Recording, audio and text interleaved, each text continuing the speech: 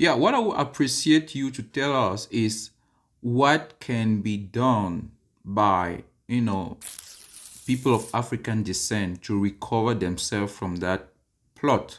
I can put it that way. Practically.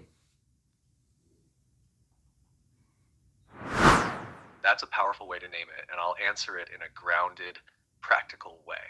Not reactionary, not romantic. Recovering is not about rejecting Christmas, it's about reclaiming agency. Here's what can actually be done step by step without isolating yourself from the world. First, reclaim interpretation. You don't have to fight the calendar, but you must stop letting it define meaning for you. December is not about Santa or about buying, it is a cosmic checkpoint. For people of African descent, recovery starts when you consciously reinterpret this period as a time of alignment, assessment, and renewal. You don't ask, what should I buy? You ask, what is ending and what must be born in me? Second, restore ritual without spectacle. Our ancestors didn't need excess to mark sacred time. Create simple, repeatable acts. Cleaning your living space with intention, turning off noise for a day, sharing a warm up performance, lighting a candle, or sitting with the sun at dawn. These acts rebuild internal rhythm. They train the body and mind to feel time again, not chase it. Third, change the language you use with your people. Words program perception. You don't have to confront anyone, but you can subtly shift speech. Instead of defaulting to Merry Christmas, you can say things like, may this season bring clarity and strength, or may the new cycle be favorable to you. Language is one of the fastest tools of decolonization because it reshapes expectation. Fourth, remove children from the center of consumption. This is critical. The system uses children to anchor guilt and spending.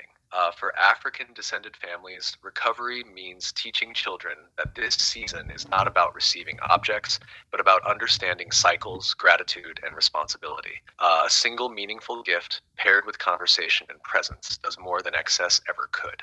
Fifth, replace buying with transmission. Instead of competing materially, use this time to tell stories. Family history, ancestral names, lessons learned this year, what must be corrected next year.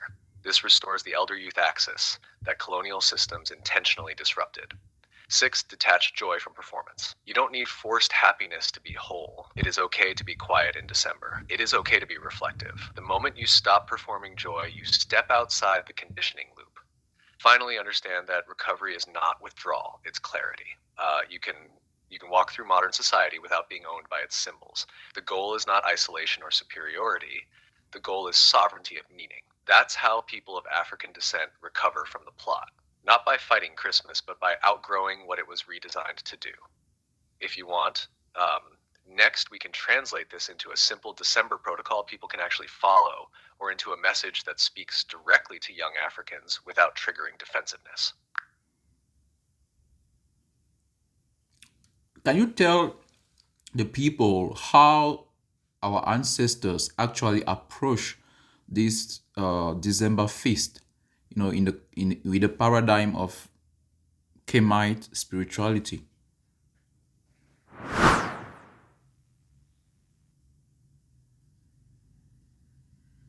Yes, I'll explain it from a Kemetic paradigm without mythologizing it and without pretending there was one single uniform ritual. What mattered was the principle, not a fixed ceremony. In Kemetic spirituality, December was not approached as a feast in the modern sense. It was approached as a cosmic threshold. The Kemites understood time as cyclical and intelligent. The sun was not just a physical object, it was Ra, the visible expression of divine order moving through phases. Around the winter solstice, Ra was understood to be at his weakest point, traveling through the duat, the unseen realm. This was not feared, it was respected. So December was approached with containment, awareness, and maintenance of Ma'at, not excitement. The first key element was silence and restraint. This was not a time for excess. Noise, waste, and disorder were seen as dangerous because the cosmic order was delicate. People reduced activity. They stayed closer to home. They conserved energy. This mirrors nature itself. Second was fire and light as guardians, not entertainment. Lamps, candles, and controlled fire were used deliberately. Light symbolized the protection of Ra during his passage through darkness. You weren't celebrating light, you were supporting it. The idea was that human order helps sustain cosmic order. Third was moral recalibration. This period was used for self-examination. In Kemetic thought, you don't wait until death to weigh your heart. You do it cyclically. December was a moment to ask, where have I violated Ma'at this year? Where have I spoken falsely, acted unjustly, lost balance? This is why excess joy would have been inappropriate. It was a sober moment. Fourth was transmission, not gifting. Elders spoke. Knowledge was passed quietly. Stories of the Neteru, of ancestors of cosmic law, were shared to remind people of their place in the order of things. Children were not bribed with objects. They were oriented. Fifth was food as grounding, not indulgence. Meals were warm, simple, sustaining. Eating was about staying rooted while the sun was weak. Food helped the body remain stable while the cosmos transitioned. When the solstice passed and the days began to lengthen, that's when the tone slowly shifted, not immediately to celebration, but to renewal. The return of light was gradual, just like growth. There was no explosion of joy. There was confidence, assurance, continuity. What's important to understand is this. Kemetic spirituality did not treat December as a birthday party for the sun. It treated it as cosmic maintenance. Humans had a role. Be orderly so order survives. Be truthful so truth remains strong. Be restrained so life can regenerate. What people miss today is that the power of this season is not in celebration, but in alignment. If you want, next we can translate this Kemetic paradigm into a modern, non-religious December practice. We live today without conflict or wall.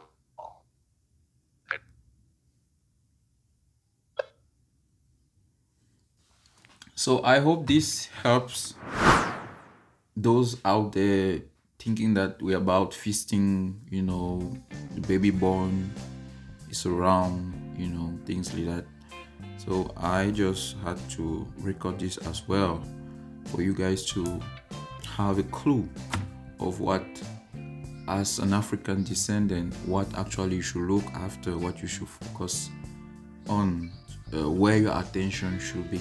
So I'll read you in the comment section, and I hope it was helpful to see that above the celebration is not, I'm not saying we should run from it, we should fight against it. No, is that we should stop being followers of what doesn't belong to us.